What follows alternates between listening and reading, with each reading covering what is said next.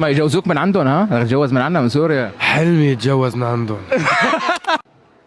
ليك انت بلايف من اللايفات حكيت انك مدريدي. والله انا خليني افسر لك. ايه لا اوعى تكون مو مدريدي. لا مدريدي للعظم، بس إيه. لا افسر لك السبب انه انا متاثر بكريستيانو، الله عليك. لانه انسان مؤثر وانسان عنده قصه.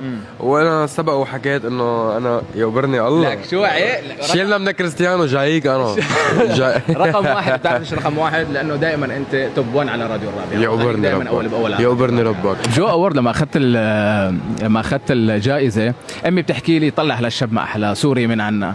اوكي، فبحكي لها ايه سوري من عنا؟ قالت لي لا من عنا. قلت لها شو من عنا؟ قالت لي من عنا من حماه. قلت لها امي اسمه الشامي، كيف بده يكون من حماه؟ لو حمي كان الحمو كان اسمه. لا بتحكي لي لا بدها تصدق هلا. اثبت لي انك شامي معلم. شامي ميداني ويقبرني ربك يا خالته.